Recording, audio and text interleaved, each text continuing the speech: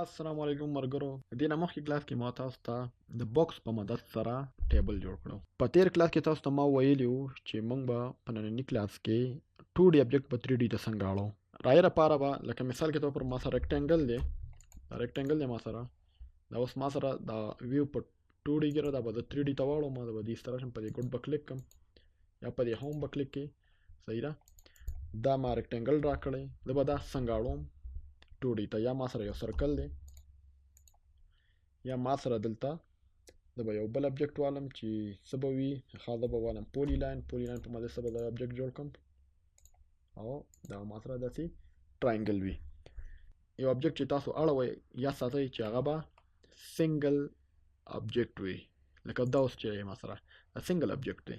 خو که ته رالې د ایل په مدد سره تا یو بل دلته کې باکس جوړ کو صحیح ده. دا سنگل ابجیکټ نه دی، دا ما د لاین په مدد سره جوړ کړه سنگل نه دی او دا موږ سره سنگل ابجیکټ دی. دا موږ سره سنگل ابجیکټ دی. دا ما را پولی لاین په مدد سره سنگل ابجیکټ جوړ کړی دی. پولی لاین به تاسو ته همیشه سنگل ابجیکټ جوړوي. تاسو ته ما ویلي وو یعنی دا سنگل ابجیکټ دی. په پخوانو ورژن اټوکیټ کې چې کوم پای کې به دا 3D ته نه وړو تاسو نه به ضرور ویل چې را 3D ته واړوه صحیح ده. نو لکه تاسو به دا ویل چې را یو ابجیکټ کا اوس دا 3D ته اوړي خو پورا نه اوړي صرف دا سیډونه اوړي. زه به ول ریلسټیک ته لاړ شم چې ما ته 3D شو کوي. زه اول دا اړوم د دې لپاره به زه راځم ما سره یو کمانډ دی ته ویل کېږي ایکسټروډ باندې به زه کلیک کړم او بیا به راشم په دې به کلیک کړم بیا به زه کیبورډ نه انټر ووهم. اوس ګورئ ما سره 3D ته وړو چې زه څونه هایټ ورکوم نو ورکولی شم. ګورئ بیا EXT د دې شارټ کټ دی انټر بیا په دې کلیک کو بیا انټر او داسې بره کوو. ته ګوره هغه سرکل کې تاسو ته هایټ راوستم په دې باندې کلیک کا EXT د دې شارټ کټ دی انټر او بیا کلیک بیا انټر او په بره باندې چې څونه لاندې باندې بوځي بره باندې بوځي تاسو کولی شئ. داسې دا یو تاسو ته ما د پولی لاین په مدد سره جوړ کړو. دلته په دې کلیک کا هغه الریډي ګوره دا هم چې سلیکټ وي که نه په دې کلیک کوم هم دا تاسو ته ډایرکټ هایټ ته ځي. او زه اکثر راشم په دې کلیک کم بیا دا والم بیا انټر کم بیا ول زه هایټ ورکوم. هایټ 400 ورکوي مثال کې طور پر تاسو له 100 ورکوي یا 1400 ورکوي صحیح ده. او دا د دې خبره مې کوله دا یو ابجیکټ نه دی دا ټول یو ابجیکټ وو دا یو ابجیکټ نه دی. ځکه راشم په دې کلیک کم او بیا راشم په دې کلیک کم او انټر کم نو ما سره صرف هغه یو سایډ کېږي او ته نور سایډونه نه کېږي. خیال لرئ تاسو ما ویلي چې دا یو ابجیکټ په کار وي. نو که تاسو دلته رالی